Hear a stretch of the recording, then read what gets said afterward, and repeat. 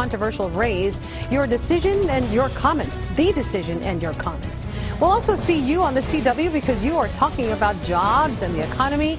El Paso no longer at the bottom when it comes to employment. In fact, there are promising new numbers. Another triple-digit day across the borderland today. When will we see those cooler temperatures? That answer in StormTrack Weather. It's all next on ABC-7 at 9. Get ready. You become part of the day's news right now. Live, where news comes first. From the Mesilla Valley and Las Cruces to El Paso and the borderland. This is ABC-7 at 9 on the El Paso Las Cruces CW. Hello, everyone. This is ABC-7 at 9 on the CW. I'm Estela Casas in for Bob Harp. And I have all the stories you're buzzing about on social media. And I'm Nicole Gomez. I'm tracking what you're saying on social media. I'm also tracking showers and thunderstorms. But coming up in just a few minutes, we'll track some of those isolated storms that are currently popping on Doppler radar. We'll also take a look at the latest future track computer model and talk about the hot temperatures. That's all coming up. Estela? Okay, Nicole, thank you. We begin with breaking news. The state's Commissioner of Education, Michael Williams, has notified the El Paso School District he is removing the monitor he appointed to oversee the district.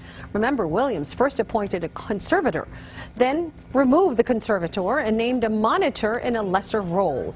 A district spokesman tells ABC-7 that starting Monday, that monitor will no longer be with the district. We have a crew at tonight's meeting. Look for an update on ABC-7 at 10. City Council yet again discussed the controversial pay raise for City Manager Tommy Gonzalez, and things got heated at City Hall.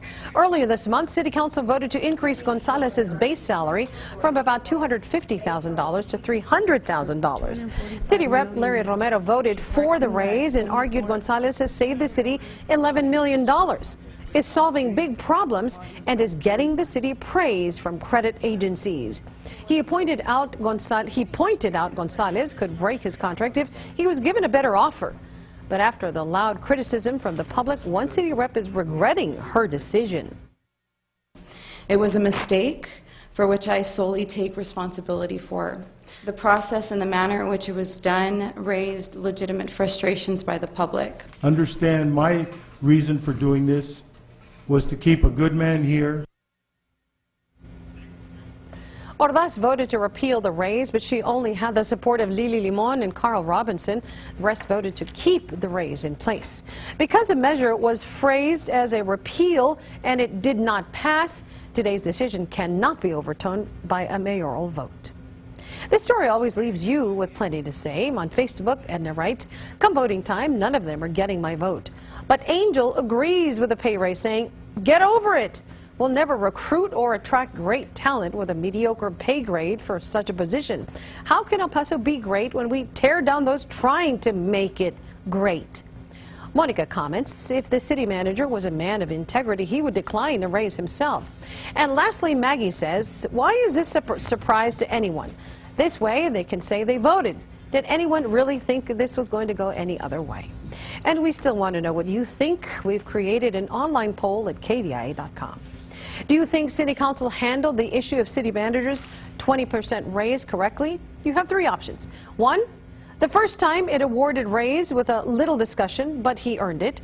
2, the second time it awarded the raise with more discussion because voters deserved an explanation. Or 3, neither time. Measured raises should be tied to evaluations only. At Let's Check, less than an hour ago, most of you voted for the third option. City Council did not handle the raise correctly either time. You can still vote right now at KVIA.com and on our Facebook page, KVIA.com. We'll have the latest poll results on ABC-7 at 10 o'clock. Also out of City Council today, it approved its budget and property tax rate today. According to the Director of Management and Budget, the owner of a home valued at $100,000 will have to pay about $30 more in property taxes next year. Elderly and disabled homeowners will see a decrease of about $53, which is being absorbed by other taxpayers. And more discussion about the new Hispanic Cultural Center. The subcommittee is starting to zero in on potential locations in the downtown area. With just $5.7 million set aside to fund the center, the subcommittee is focusing on finding a city-owned building to repurpose. The 40-year-old Abraham Chavez Theater is a most mentioned location. The chairman of the Hispanic Cultural Subcommittee, Jaime Esparza, told us there is an item on the agenda for tomorrow's subcommittee meeting to talk more about the theater as a possible location of the cultural center.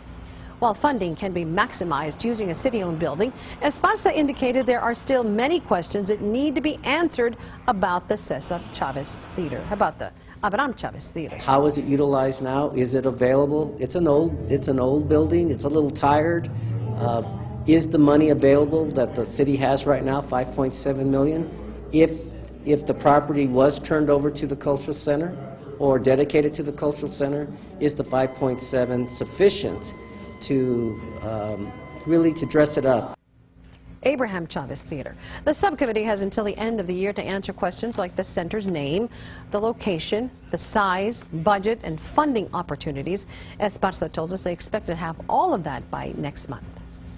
Well, El Paso has seen an uptick in employment over the past few years and now stands below the national average with just a 5% unemployment rate. Definitely some good news.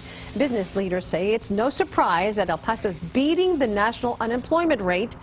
Many factors played into that change. It's been a coordinated effort across the region with nonprofit groups like Workforce Solutions working alongside local lawmakers to make El Paso employees more qualified and El Paso itself a more desirable city, creating new opportunities and taking advantage of others as they come up. I definitely don't think it's a fluke. You've got a lot of individuals participating either with our organization or with other economic development entities that are making really some long-term plans to not just in one area. We're very much focused on skill development and job placement. You've got other organizations working on the city, working on the quality of life. And if you're still looking for a job, Workforce Solutions will be having the biggest job fair of the year tomorrow at the Downtown Convention Center, along with Southwest University.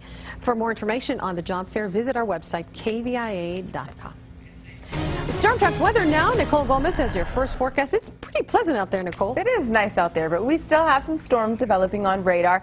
Let's take a look. Some light rain possible around El Paso, Las Cruces, but it looks like most of this is probably evaporating before it actually hits the ground. But you can see there's still that moisture in place. Most of the storms traveling just south of Sierra Blanca, Van Horn, along I-10. So that's currently where the heaviest activity is taking place. But as far as our temperatures right now, El Paso, we're at 94 degrees, winds out of the northwest at 5 miles per hour. So it is nice out there and still hot. 85 degrees, Las Cruces, clear skies, and winds out of the west at 10 miles per hour. Throughout the region, 87 TRC. We're in the 70s, Ruidoso, 83 Guadalupe Pass, clear skies, and again here in El Paso, we're at 94 degrees. Now coming up, we're still tracking heat. I'll let you know if we're expecting another triple-digit day tomorrow, if the winds are expected to pick up, and what about those rain chances? That's all coming up in your full StormTrack weather forecast. Estella? Okay, Nicole, thank you. 3 trials continued earlier at the county courthouse today. Here's a quick recap of what happened in the trial of a mother accused of causing her baby's death. Lindsay Hradek faces charges of injury to a child.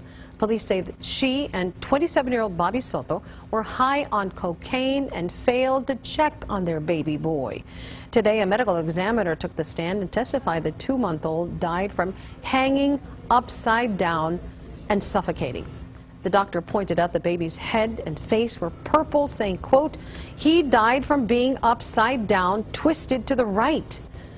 Police say the baby was found dead, strapped to an overturned car seat under a pile of pillows. The defense argued the baby suffered from sleep apnea, which could have also been a factor in the baby's death. In another trial, Brian Gamero is charged with intoxicated manslaughter in the death of 22-year-old Crystal Saldana. Today, an officer who responded to the crash in April testified he performed CPR on Saldana after realizing she had no pulse.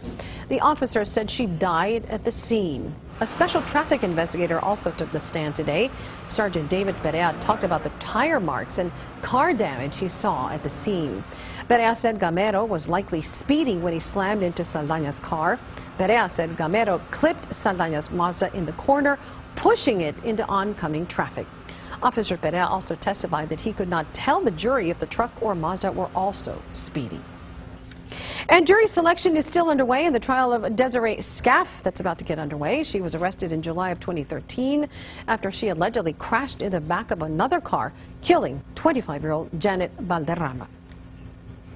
A stunning fall from grace for the man who rose to fame when he lost more than 200 pounds by eating Subway sandwiches. Fox 59 in Indianapolis reports Jared Fogle is expected to plead guilty tomorrow to child pornography charges. Over the years, Fogle has been featured in Subway commercials and has visited schools across the country to help kids fight obesity, including schools here in El Paso and Las Cruces. 6 weeks ago, we told you how police seized several computers from his home. Subway suspended its relationship with Fogle after the raid. A Doñana County man is frustrated because he says for over 30 years, the county has forced him to give up 20 feet of his property to provide a portion of the roadway on Harper Road. From our New Mexico mobile newsroom, Henry Enriquez tells us neighbors aren't giving up their share of property to complete the road, leaving the road to remain unpaved and, he says, unsafe. Enriquez says people often speed down the road, nearly causing accidents and blowing dust into his home. But a Doñana County engineer says a road is a public easement, meaning the county maintains it. Enriquez owns it, and the public is allowed to use it. There are no immediate plans to pave the roadway. We have to do a little more research into the area before we can align the roadway to pave it. It is the county road division of the county that has been very lax in doing what they are supposed to do, which is be responsible, put the roads where they must be. Armijo tells us the county is working to make the roads safer, and they also will hold regular public meetings for everyone to attend.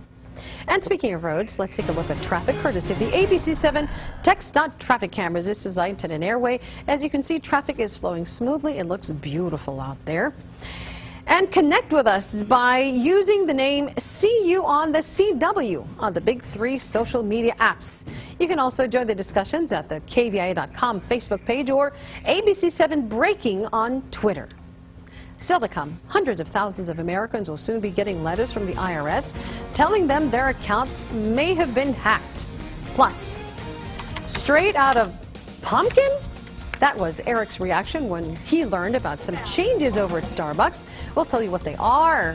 And in StormTrack Weather, Nicole. It's a mouthful still. It is. Today it is.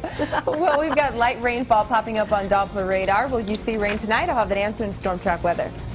This is ABC 7 and 9 on the CW, where you don't just watch the news, you are part of the story.